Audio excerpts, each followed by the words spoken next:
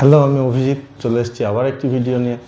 আচ্ছা, এর আগে ক্লাস 12-এর সম্ভাবনার যে জায়গাটা সেটা নিয়ে এমনি একটা সাধারণ বেসিক কনসেপ্ট এবং বেস যে থিওরেম আছে সেই থিওরেমের ওপর বেশ কিছু অঙ্ক করানো হয়েছে আর থিওরেমটাও বোঝানো হয়েছে। কিন্তু এই বেস থিওরেমের এখানে যে অঙ্কগুলো আছে তার মধ্যে দুটো অঙ্ক এই চ্যাপ্টারের থেকে বেশ কিছুটা আলাদা। তা আজকে আমি সেই জায়গাগুলো একটু আলোচনা করব, ঠিক আছে? আর যাদের যাদের বেসিক কনসেপ্ট দরকার পড়বে তারা আগের যে ভিডিও আছে দুটো বানানো আছে সেখান থেকে দেখে এটা দেখতে পারো। আচ্ছা, তাহলে এখানে যে অঙ্কগুলো একটু আলাদা সেই অঙ্কগুলো নিয়ে আজকে আমি একটু আলোচনা করছি। তো প্রথম যে অঙ্কটা এসএন এর বইয়ে এবছর এটা এমসিকিউতে 2 নম্বরের একটা অঙ্ক আছে আর একটা হচ্ছে 12 নম্বরের একটা আছে, যেটা আগের বইয়ের যথাক্রমে 4 ও 16 নম্বর অঙ্ক ছিল। তাহলে এই অঙ্কগুলোর মধ্যে প্রথম যে অঙ্কটা সেটা কি বলেছে দেখি। আচ্ছা, তাহলে এখানে বলছে যে এ 5টির মধ্যে 4টি ক্ষেত্রে, আর বি 4টির মধ্যে 3টি ক্ষেত্রে, আর সি হচ্ছে 3টির মধ্যে 2টি ক্ষেত্রে লক্ষ্যবস্তুকে আঘাত করতে পারে।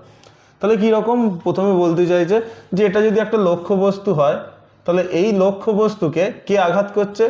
এ করছে। এ কবারের মধ্যে কবার পাচ্ছে? 5 বারের মধ্যে 4 বার পাচ্ছে।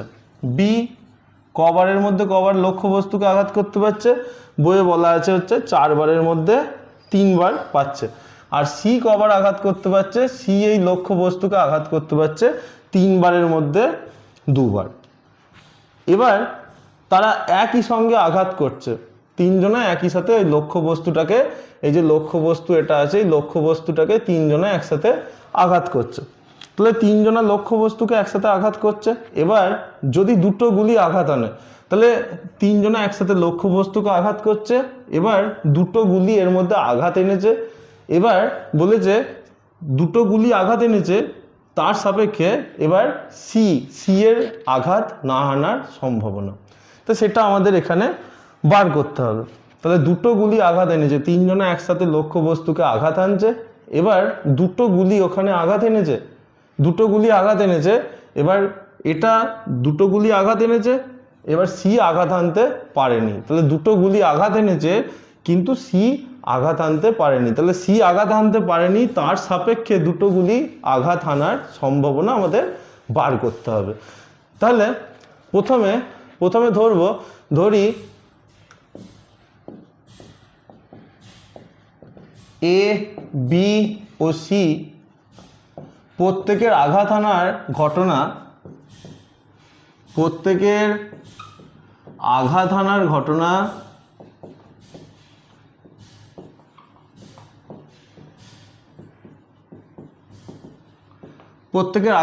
ঘটনা যথাক্রমে ধরে নিচ্ছি E1, E2 ও E3। তাহলে এদের প্রত্যেকের আঘাত আনার ঘটনা হচ্ছে E1, E2 আর হচ্ছে E3। তাহলে P of E1 অর্থাৎ এর আঘাত আনার সম্ভাবনা কি, বইয়ে কি বলা আছে যে এ আঘাত আনতে পারে 5টির মধ্যে 4টি ক্ষেত্রে। তাহলে এর সম্ভাবনা কত হবে? 4/5। বি আঘাত আনতে পারে কটার মধ্যে কটাতে বলা আছে বইয়ে যে 4টের মধ্যে 3টে ক্ষেত্রে, তাই এটা কত হয়ে যাবে? P of E2 সমান হবে 3/4। আর সি এর ক্ষেত্রে কি বলা আছে? এ আঘাত আনতে পারে 3টির মধ্যে 2টি ক্ষেত্রে, তাহলে এটা হয়ে যাচ্ছে 2/3। তাহলে এরা প্রত্যেকে আঘাত আনার, এর আঘাত আনার সম্ভাবনা লক্ষ্যবস্তুতে কত? 4/5। বি এর হচ্ছে 3/4 আর সি এর হচ্ছে আঘাত আনার সম্ভাবনা 2/3। এবার আনবো আঘাত না হানার সম্ভাবনা। তাহলে সেক্ষেত্রে আঘাত না হানা মানে সেক্ষেত্রে কি করতে হবে? এর না মানে সেক্ষেত্রে কমপ্লিমেন্টটা বার করতে হবে। আর কমপ্লিমেন্ট বার করার নিয়ম কি? কমপ্লিমেন্ট বার করার নিয়ম হচ্ছে 1 থেকে আমি বাদ দেবো P of এইটা, তাহলে এটা বাদ দিলেই আমরা পেয়ে যাব এর কমপ্লিমেন্ট, অর্থাৎ এটা না ঘটার, অর্থাৎ না আঘাত হানার সম্ভাবনা বার করছি। তাহলে এখান থেকে এটা বিয়োগ করলে আমরা যদি লসাগু করি তাহলে 1/5 আর এছাড়াও এটা এমনিও বার করতে পারি কিভাবে, আঘাত না হানা কি করে বার করতে পারি, 5টার মধ্যে 4টেতে আঘাত এনেছে, তাহলে একটাতে পারেনি, তাহলে 1/5, এইভাবেও আমরা শর্টকাট করতে পারি। তাহলে এক্ষেত্রে পরেরগুলো এইভাবে যদি করি, তাহলে পি অফ E2 তার কমপ্লিমেন্ট, তাহলে বি এর আঘাত না আনার সম্ভাবনা কত হবে, 4টের মধ্যে 3টেতে আঘাত আনতে পেরেছে, তার মানে একটাতে পারেনি, তাহলে 1/4। একইভাবে পি অফ E3 তার কমপ্লিমেন্ট, তাহলে এক্ষেত্রে কি হবে, E3 মানে কি বোঝাতে চাইছে এখানে, পি অফ E3 মানে আঘাত আনার সম্ভাবনা কার, সি এর, আর তার কমপ্লিমেন্ট মানে হচ্ছে আঘাত না হানার সম্ভাবনা। তাহলে আঘাত না হানার সম্ভাবনা সেক্ষেত্রে কি হবে, এ 3টের মধ্যে 2টো ক্ষেত্রে আঘাত আনতে পেরেছে, তাহলে একটাতে পারেনি, তাহলে 1/3।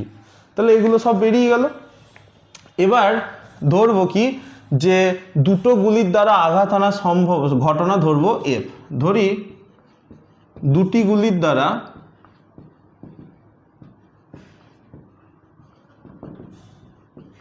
আঘাত আনার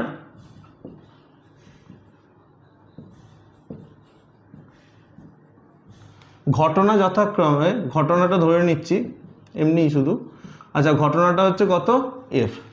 তাহলে দুটি গুলির দ্বারা আঘাত আনার ঘটনা হচ্ছে এফ। তাহলে এফ ঘটনাটা কি কিভাবে ঘটতে পারে, তাহলে দেখি এফ ঘটনাটার মধ্যে কি কি থাকতে পারে, যে দুটো গুলি আঘাত আনতে পারছে, তা দুটো গুলি আঘাত কি কিভাবে আনতে পারে, যে এ আঘাত আনতে পারলো, একই সাথে বি পারলো, কিন্তু সি পারলো না। তাহলে এইটা একটা ঘটনা থাকতে পারে, যে দুটো গুলি আঘাত আনার ঘটনা, এ আর বি আঘাত আনতে পারছে, সি আঘাত আনতে পারছে না। অথবা এর সাথে কি হতে পারে, অথবা তাহলে ইউনিয়ন দেবো এখানে, তাহলে অথবা কি হতে পারে, যে এ আঘাত আনতে পেরেছে, বি পারেনি, আবার সি পেরেছে, এরকম ঘটনা ঘটতে পারে।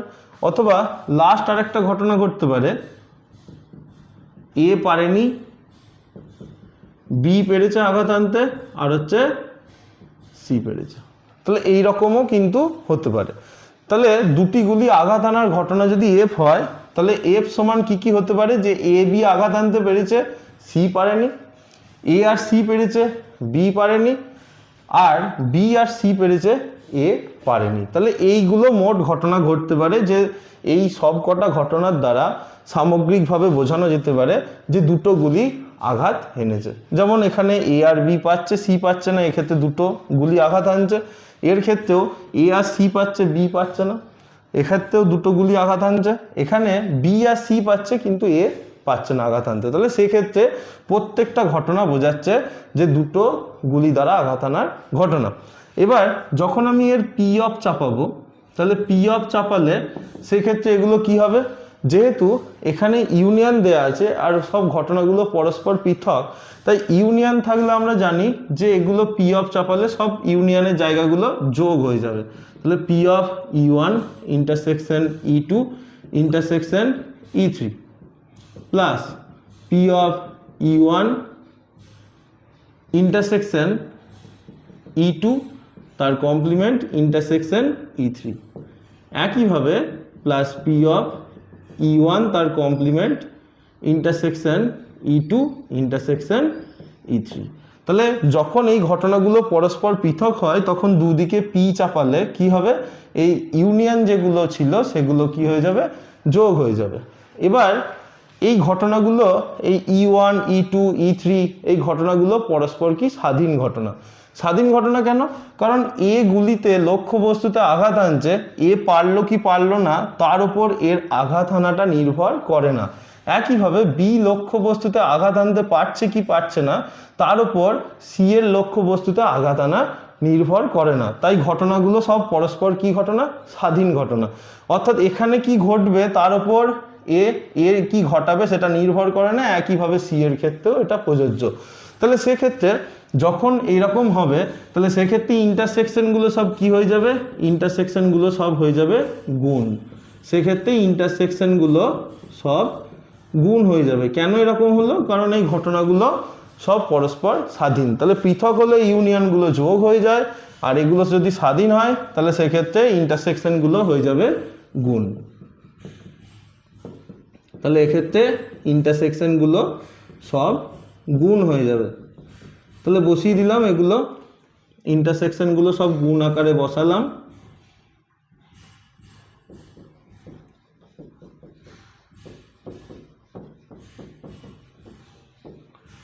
আচ্ছা, তাহলে এবার আমি এখানে ভ্যালুগুলো বসাবো, ভ্যালুগুলো বসিয়ে ক্যালকুলেশন করব।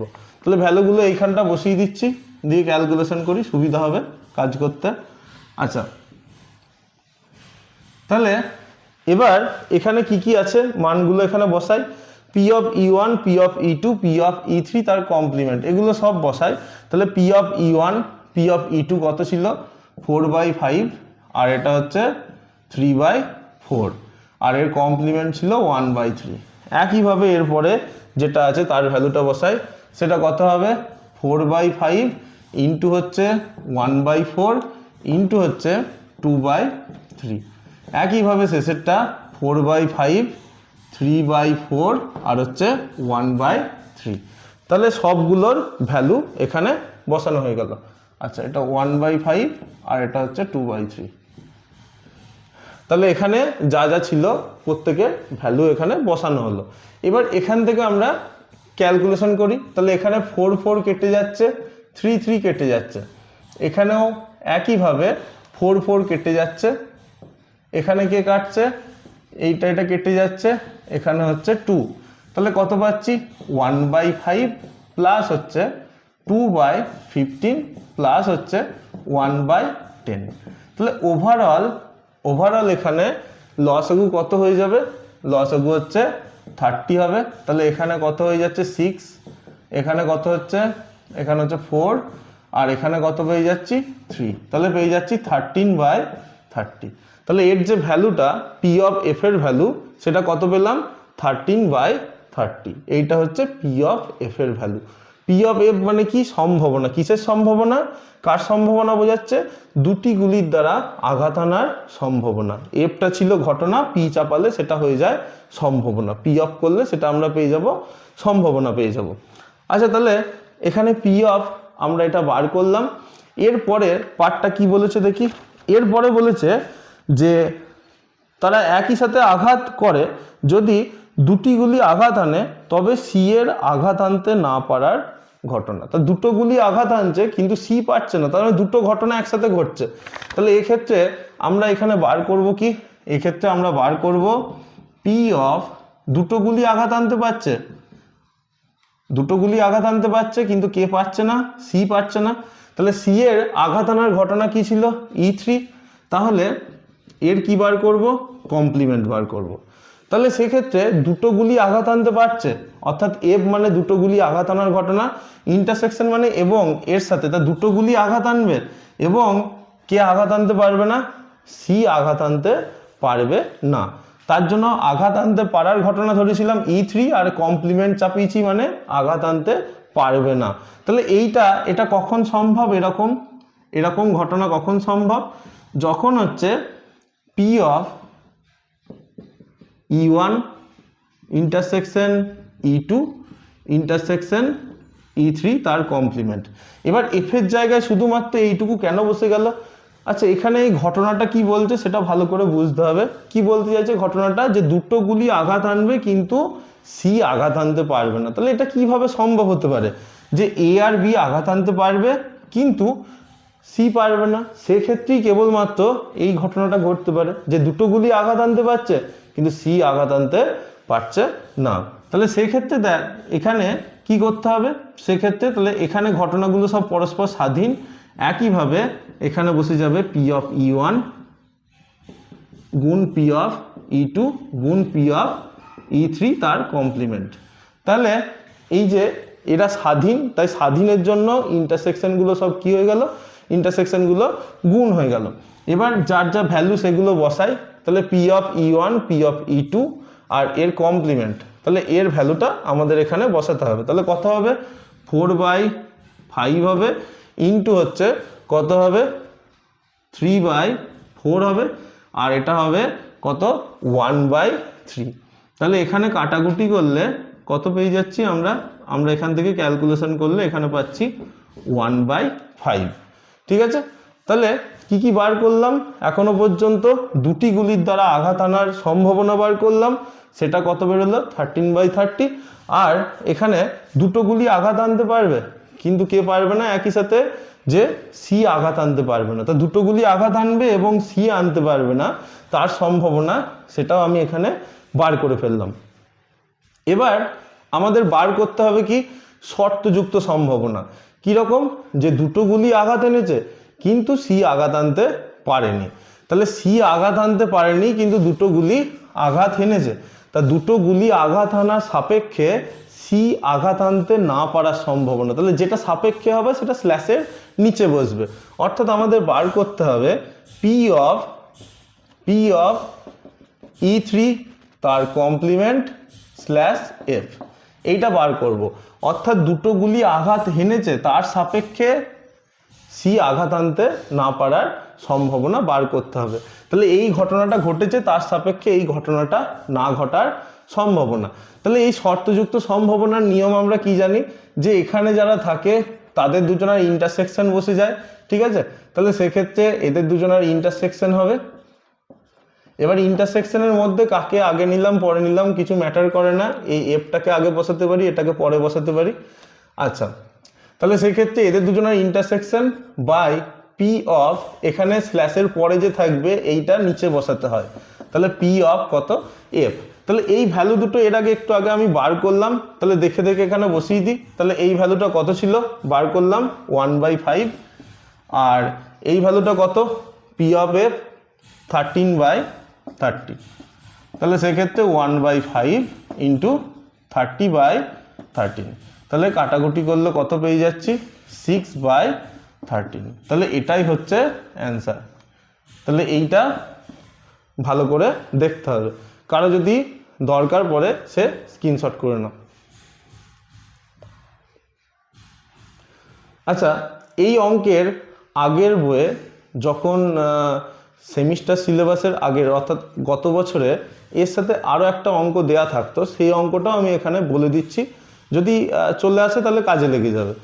তাহলে এখানে অনেক সময় বলা হয় যে কমপক্ষে দুটি গুলি আঘাত আনার সম্ভাবনা বার করো। তাহলে কমপক্ষে দুটি গুলি আঘাত আনার সম্ভাবনা, তাহলে আগে দেখতে হবে কমপক্ষে দুটি গুলি আঘাত আনার ঘটনাটা কীরকম ঘটতে পারে। আচ্ছা, কমপক্ষে কথাটার মানে কি? কমপক্ষে মানে কমপক্ষে দুটি মানে দুটো তো হতেই হবে, তার বেশি হলেও আমার অসুবিধা নেই, অর্থাৎ 3টে 4টে 5টে যত বেশি হবে।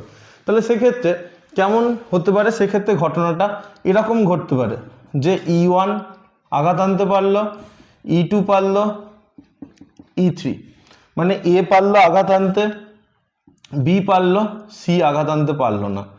অথবা কি হতে পারে? ইউনিয়ন দিয়ে লিখবো, এ পারলো, বি পারলো না, সি পারলো, এরকম হতে পারে। অথবা আরেকটা হতে পারে এর সাথে এই রকম ধরনের ঘটনা যে এ পারলো না আঘাত আনতে, বি পারলো, আর হচ্ছে সি পারলো। আচ্ছা, এছাড়াও কমপক্ষে বলেছি, তাহলে কমপক্ষে হলে কি হবে? সেক্ষেত্রে বললাম কমপক্ষে মানে দুটো তো হতেই হবে, তার বেশি থাকলেও অসুবিধা নেই। তাহলে সেক্ষেত্রে আর একটা ইউনিয়ন দিয়ে বসবে, এ পারলো, বি আঘাত আনতে পারলো, সিও হচ্ছে পারলো, তাহলে সবাই আঘাত আনতে পারলো। তাহলে সেক্ষেত্রে যদি বলে যে কমপক্ষে দুটি গুলি আঘাত আনার সম্ভাবনা বার করো, তখন এই কেসটা নিয়ে কাজ করব। একইভাবে এর সামনে পি চাপাবো, ইউনিয়নগুলো সব কি হবে? যোগ হয়ে যাবে, আর পরবর্তীকালে ইন্টারসেকশনগুলো সব গুণ হয়ে যাবে। তাহলে এই ঘটনার দ্বারা আমরা কমপক্ষে দুটি গুলি আঘাত আনার সম্ভাবনা বের করতে পারবো। তাহলে এটা ভালো করে দেখে নিতে হবে। এরপরে আমি পরের অঙ্কটাতে আসছি। আর কারো কিছু অন্য সমস্যা থাকলে সেটা কমেন্টে জানাতে পারো। আচ্ছা, ঠিক আছে, তাহলে এটা মুছে দিচ্ছি। এরপরে পরের পার্টটা, পরে আর একটা অঙ্ক আছে সেটা দেখছি।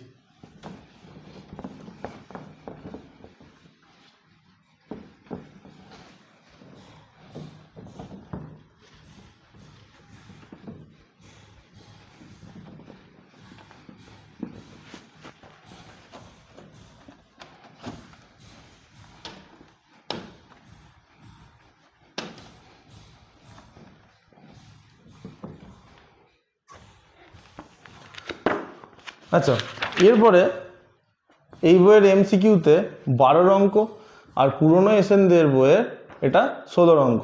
তাহলে এই অঙ্কটা ভালো করে বুঝতে হবে। 12 যে অঙ্কটা আছে, বলছে একটি বাক্সে 3টি মুদ্রা আছে। তাহলে একটা বাক্স, সেখানে 3টি মুদ্রা, একটি মুদ্রা অর্থাৎ একটি কয়েন, 2টি মুদ্রা, 3টি মুদ্রা। এবার তাদের মধ্যে 2টি ক্ষেত্রে হেড পাওয়ার সম্ভাবনা হচ্ছে 2/3। তাহলে এদের দুটির ক্ষেত্রে হেড পাওয়ার সম্ভাবনা 2/3, আর একটির ক্ষেত্রে এই হেড পাওয়ার সম্ভাবনা 1/2, এইটুকু। তাহলে এইটুকু থেকে আগে কি বুঝতে পারছি আগে দেখি, তারপর বাকি অঙ্কটাতে আমি যাচ্ছি। সাধারণত একটা কয়েনকে যদি টস করা হয়, সেখান থেকে হয় হেড পড়তে পারে অথবা টেল পড়তে পারে। একটা কয়েনকে টস করলে কি করবে, সেখান থেকে একটা হেড পড়বে অথবা টেল পড়বে। তাহলে সেক্ষেত্রে হয় একটা হেড পড়তে পারে অথবা একটা টেল পড়তে পারে। তাহলে পি অফ এইচ অর্থাৎ হেড পড়ার সম্ভাবনা কি হতে পারে, মোট ঘটনা দুটো, তার মধ্যে একটা ঘটনা হেড, তাহলে 1/2। এখানে মোট ঘটনা হচ্ছে একইভাবে দুটি, তার মধ্যে টেল পাওয়ার সম্ভাবনা বার করতে গেলে এটাও একটি ঘটনা, দুটো ঘটনা, মোট সামগ্রিক ঘটনার সংখ্যাটা নিচে বসে। আর আমি যে ঘটনাটা সম্ভাবনা বার করতে চাইছি সেটা কটা ঘটনা, না একটা ঘটনা, এই একটা বসবে ওপরে। তাহলে হেড পাওয়ার সম্ভাবনা হচ্ছে 1/2 আর টেল পাওয়ার সম্ভাবনা হচ্ছে 1/2। এগুলো আগের ভিডিওতে আমি আলোচনা করেছি। হ্যাঁ, তাও আমি এই অঙ্কটার জন্য একটু লাগবে, তাও আমি আলোচনা করে দিচ্ছি এগুলো। তাহলে সেক্ষেত্রে P of H equals to 1/2, P of T equals to হচ্ছে 1/2। তাহলে এক্ষেত্রে এটা যদি পার্সেন্টেজে বার করতে যাই, তাহলে 100% দিয়ে গুণ করলে দুটোই সম্ভাবনা কত, 50% করে। তাহলে এটাকে যদি দশমিকে প্রকাশ করি, তাহলে 0.5, এটা হচ্ছে 0.5। তাহলে একটা জিনিস কি দেখা যাচ্ছে এখান থেকে, যে দুটোরই সম্ভাবনা সমান, হেড পড়ার সম্ভাবনাও যা, টেল পাওয়ার সম্ভাবনাও তাই। কিন্তু এখানে এই যে 2.3 এর অ্যাপ্রক্সিমেট ভ্যালু, অর্থাৎ এর মান প্রায় কত, 0.67, আর এর ভ্যালু কত, 0.5, বা লেখা যেতে পারে 50। এখানে 2 ডিজিট লিখেছি বলে দশমিকের পর 2টো ডিজিট লিখেছি, এখানেও তাই বোঝার জন্য লিখলাম। তাহলে এখানে সম্ভাবনা কি হচ্ছে, এর থেকে বেশি হচ্ছে। তাহলে সম্ভাবনা যখন বেশি হয়ে যাবে, সাধারণের যে সম্ভাবনা হয় তার থেকে যখন বেশি হয়ে যাবে, তখন সেক্ষেত্রে আমরা বুঝতে পারছি যে এই কয়েন দুটো কি ঝোঁকযুক্ত। কি ঝোঁক, না ওর একটা হেড পড়ার বেশি ঝোঁক আছে। অর্থাৎ আমরা দেখি যে আমাদের দৈনন্দিন জীবনে কেউ হয়তো একই রকম দোষ দুজনাই করলো, কাউকে আমরা বেশি বকছি, কাউকে কম বকছি। তাহলে সেক্ষেত্রে যাকে আমরা কম বকছি, তাহলে তাদের প্রতি আমাদের কি থাকে, একটা পক্ষপাত থাকে, অর্থাৎ ঝোঁক থাকে। তাহলে এই ঝোঁকটা কয়েনেরও এরকম একটা ঝোঁক থাকে, যে কয়েনটা বারবার টস করা হচ্ছে, সেখানে যদি বারবার হেড পড়ে তাহলে জানতে হবে, অর্থাৎ হেড বেশি পড়ছে, টেল খুব কম পড়ছে। তাহলে সেক্ষেত্রে জানতে হবে যে এর একটা হেড পড়ার সম্ভাবনা আছে বেশি, আর বেশি সম্ভাবনা মানেই তার একটা ঝোঁকযুক্ত প্রবণতা আছে, যে হেড পড়ার। তাই এই কয়েন দুটোকে কি বলবো, এই কয়েন দুটোকে বলবো ঝোঁকযুক্ত। আর এইটাকে বলবো, যেহেতু এক্ষেত্রে সম্ভাবনা 0.5 বা 0.50, তাহলে এটা হবে ঝোঁক শূন্য। তাহলে এই ধরনের কয়েনগুলোকে, যার ক্ষেত্রে সম্ভাবনা যেমন সম্ভাবনা হয় সেই রকমই যদি হয়ে যায়, তখন সেটাকে বলবো ঝোঁক শূন্য। আর যদি সম্ভাবনা বেশি হয়ে যায় এর থেকে, তখন এটাকে বলবো ঝোঁক যুক্ত। তাহলে সেক্ষেত্রে এখানে আমি প্রথমে লিখব যে ধরি ঝোঁকযুক্ত ও ঝোঁক শূন্য কয়েন হওয়ার ঘটনা যথাক্রমে। তাহলে ঝোঁকযুক্ত মুদ্রা হওয়ার ঘটনা, ঝোঁকযুক্ত মুদ্রা হওয়ার ঘটনা E1, এবং ঝোঁক শূন্য মুদ্রা হওয়ার ঘটনা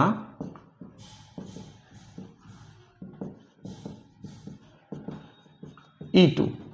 তাহলে ঝোঁকযুক্ত মুদ্রা হওয়ার ঘটনা হচ্ছে E1, আর ঝোঁক শূন্য মুদ্রা হওয়ার ঘটনা হচ্ছে E2। তাহলে এদের সম্ভাবনা কি হবে, P of E1 তাহলে পি অফ ই ওয়ান কী হবে? তাহলে মোট কয়েন কতগুলো? মোট কয়েন হচ্ছে এখানে মোট কয়েন কত না 1 2 3টে। তাহলে যোগ করে লিখি, বুঝতে সুবিধা হবে। 2 + 1 2টো আর 1টা। এবার তার মধ্যে ঝোঁক যুক্ত কতগুলো আছে? 2টো আছে। তাহলে এক্ষেত্রে সম্ভাবনা হবে 2/3 আর পি অফ ই টু। তাহলে এক্ষেত্রে মোট কয়েনের সংখ্যা কত? 2 + 1 অর্থাৎ মোট 3টা। তার মধ্যে ঝোঁক শূন্য কতগুলো? 1টা। তাহলে হচ্ছে 1/3। তাহলে এখানে যে 2/3টা পেলাম, এটা হচ্ছে এখান থেকে আমি যে কয়েন নেব সেই একটা কয়েন ঝোঁক যুক্ত হওয়ার সম্ভাবনা। তাহলে এই 2/3 আর এই 2/3টা সংখ্যাগত দিক থেকে এক হলেও এর যে ট্রামগত যেভাবে আমরা বলছি সেক্ষেত্রে সম্ভাবনার দিক থেকে বিষয়টা কিন্তু একটু আলাদা। সংখ্যাগত দিক থেকে সমান হলেও এটা 2/3 মানে কি বলতে চাইছে? এই 2/3টা হচ্ছে এখানে এর হেড পড়ার সম্ভাবনা। তাহলে এই সম্ভাবনাটা হচ্ছে, দুটো সম্ভাবনা কিন্তু আলাদা। সংখ্যাগত দিক থেকে এক হলেও দুটো আলাদা সম্ভাবনাকে নির্দেশ করছে। কীরকম না, এইটা 2/3 হচ্ছে এর প্রত্যেকটা কয়েনের হেড পড়ার সম্ভাবনা, আর এই 2/3টা কিসের সম্ভাবনা? না কয়েনটা ঝোঁক যুক্ত হওয়ার সম্ভাবনা। তাহলে এই 2/3টা নির্দেশ করে কয়েনটা ঝোঁক যুক্ত হওয়ার সম্ভাবনা, আর এই 2/3টা নির্দেশ করে এই দুটো কয়েনের হেড পড়ার সম্ভাবনা। এই দুটো যেন গন্ডগোল না হয়ে যায়। যেহেতু সংখ্যাগত দিক থেকে এটা সমান, তাই দেখে মনে হতে পারে যে এটা একই, কিন্তু লজিকগত দিক থেকে এটা কিন্তু আলাদা, যুক্তিগত দিক থেকে। যাই হোক, তাহলে সেক্ষেত্রে এইটা বেরিয়ে গেল। এবার এরপরে কি বলেছে দেখি। এরপরে বলছে বাক্স থেকে উদ্দেশ্যহীনভাবে একটা মুদ্রা নেওয়া হলো, 3বার টস করা হলো, প্রতিবারই হেড পাওয়া যায়। তা 3বার টসের প্রত্যেকবারে হেড। তা এখানে লিখব যে ধরি যে হেড পাওয়ার সম্ভাবনা, তা 3টি হেড পাওয়ার ঘটনা হলো এক্স। 3টি হেড পাওয়ার ঘটনা, 3বার টসে 3টি হেড, ছোট করে আমি লিখছি, হ্যাঁ, যেহেতু এমসিকিউ অত বেশি বড় করে লিখছি না। 3টি হেড পাওয়ার ঘটনা, 3টি হেড পাওয়ার ঘটনা হচ্ছে, আমি ধরে নিচ্ছি এক্স। তাহলে প্রথমে বার করব পি অফ x/e1, অর্থাৎ এটা মানে বোঝাচ্ছে এই যখন স্ল্যাশ থাকবে এটা শর্তযুক্ত সম্ভাবনা, অর্থাৎ এর সাপেক্ষে এই ঘটনা ঘটার সম্ভাবনা। তাহলে কি বোঝাতে চাইছে? E1 মানে কি? E1 মানে কি কয়েন ছিল? ঝোঁকযুক্ত কয়েন। ঝোঁকযুক্ত কয়েনের সাপেক্ষে 3টে হেড পাওয়ার সম্ভাবনা। তা ঝোঁকযুক্ত কয়েনে হেড পাওয়ার সম্ভাবনা কত? 2/3। এখানে কোন 2/3টাকে কাজে লাগাচ্ছি? এইটা। তাহলে সেক্ষেত্রে এই যে 2/3, এই 2/3টা যেহেতু প্রত্যেকটা হেড পাওয়ার ঘটনা স্বাধীন, তাহলে 3টে হেড পাওয়ার ঘটনা, সেক্ষেত্রে ইন্টারসেকশনটা যেহেতু গুণ হয়ে যায়, এইরকম লজিকটা আমরা মনে রাখতে পারি। তাহলে 2/3টা এখানে গুণ হবে 3বার। তাহলে সেক্ষেত্রে মোট পেয়ে যাচ্ছি কত? 8/27। তাহলে কি আবার বলছি যে এর সাপেক্ষে এই ঘটনা ঘটার সম্ভাবনা, অর্থাৎ E1 মানে কি বলতে চাইছে? E1 মানে হচ্ছে এখানে ঝোঁকযুক্ত কয়েন, তার সাপেক্ষে 3বার হেড পড়বে তার সম্ভাবনা। তাহলে ঝোঁকযুক্ত কয়েনে হেড পাওয়ার সম্ভাবনা কত? 2/3। 3বার হলে এই 3বারটা কি হয়ে যাবে? গুণ হয়ে যাবে। যেমন ইন্টারসেকশনে ঘটনাগুলো স্বাধীন হলে গুণ হয়ে যায়, ওইভাবে আমরা এখানে একই লজিকে পরেরটা করব। তাহলে সেক্ষেত্রে P of x/e2, P of x/e2 এটা মানে কি বোঝাচ্ছে? E2 সাপেক্ষে এক্স ঘটনা ঘটার সম্ভাবনা। তাহলে E2 মানে কি ছিল? ঝোঁক শূন্য মুদ্রা। তা ঝোঁক শূন্য মুদ্রা সাপেক্ষে 3বার হেড পাবো। তো ঝোঁক শূন্য মুদ্রা সাপেক্ষে 3বার হেড পাবো। এটা কি করে পাবো? না ঝোঁক শূন্য মুদ্রায় হেড পাওয়ার সম্ভাবনা কত? 1/2। তাহলে এটাকে গুণ করব কতবার? 3বার। 3বার হেড পাওয়ার সম্ভাবনা, তাই 1/2টা 3বার মাল্টিপ্লাই হয়ে গেল। 3বার। তাহলে এটা করার পর 3বার মাল্টিপ্লাই করার পর কত পাচ্ছি? 1/8।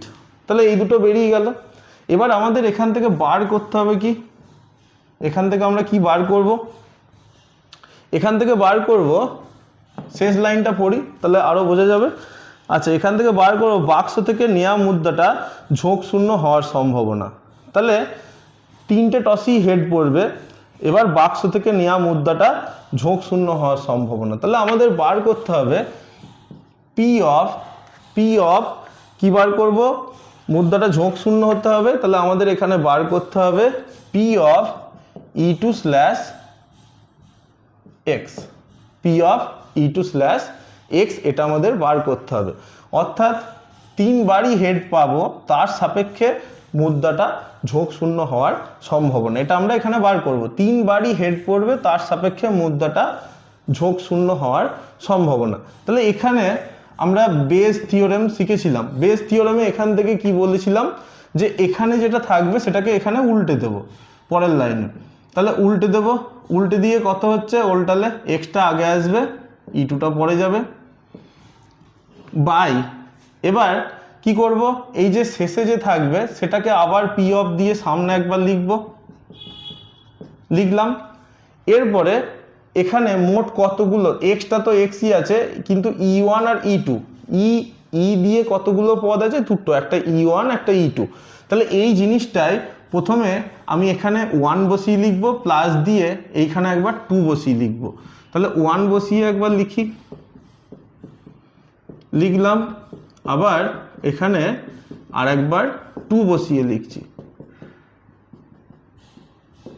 ঠিক আছে, এটাই হচ্ছে বেস থিওরেম। বেস থিওরেম এর আগে ভিডিওতে ব্যাখ্যা করেছি, সেখানে দেখে নিতে পারো যাদের সমস্যা থাকবে।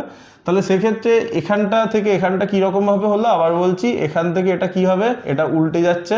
উল্টে দেওয়ার পরে কি করা হচ্ছে, যে শেষে যে থাকবে সেটা আবার পি অফ দিয়ে চাপাবো, লিখবো এখানে। এবার এখানে ই জাতীয় টার্ম দুটো আছে, একবার 1 দিয়ে লিখবো, প্লাস দিয়ে একবার 2 দিয়ে। যদি 3 থাকতো তাও আবার একবার প্লাস দিয়ে 3 দিয়ে লিখতাম। এবার এখানে যে মানগুলো আমি বার করেছি সেগুলো এবার এখান থেকে দেখে দেখে বসিয়ে দিই। তাহলে পি অফ E2 কত ছিল, 1/3। পি অফ x/E2 এটা কত ছিল, x/E2 ছিল 1/8। আচ্ছা, এখানে পি অফ E1 কত ছিল, পি অফ E1 ছিল 2/3, আর এটা কত ছিল, 8/27। একইভাবে এই জিনিসটা তো এখানেই আছে, একই জিনিস এখানে আবার বসিয়ে দিলাম। তাহলে এখান থেকে ওভারঅল কমন যাচ্ছে কত, 1/3 নিচ থেকে কমন নেব, কাটাকুটি করলে সেক্ষেত্রে সুবিধা হবে। আচ্ছা, তাহলে এখানে 1/3 কমন যাচ্ছে, 2টা এখানে মাল্টিপ্লাই হয়ে গেল, 16/27, এখানে হচ্ছে 1/8। তাহলে এই 1/3 কেটে যাচ্ছে, বাকি ক্যালকুলেশনটা আমি এখানে করিয়ে দিচ্ছি। তাহলে থাকছে কত, 1/8, আর এদের দুজনের লসও করলে 27 × 8, এবার লসও করতে গেলে 16 × 8 প্লাস 27 × 1। তাহলে এই 8-এর সাথে এটা কেটে যাবে, 27টা ওপরে উঠে যাবে। আচ্ছা, এটা ক্যালকুলেশন করে কত পাবো, 128 প্লাস 27, 27/155। তাহলে এইটাই হচ্ছে আমাদের অ্যান্সার। এটা ভালো করে দেখে নিতে হবে, কারো দরকার পড়লে স্ক্রিনশট করে রাখতে পারো। তাহলে এখানে কারো যদি কোনো সমস্যা থাকে সে অবশ্যই কমেন্ট করে জানাবে, আমি তাকে যথাসাধ্য আবার বোঝানোর চেষ্টা করব। ঠিক আছে, আজকের মতো এইটুকুই। এরপরে যে চ্যাপ্টারটা আছে সেটা নিয়ে আবার কোনো একদিন ব্যাখ্যা করব। ঠিক আছে, আজকের মতো এইটুকুই।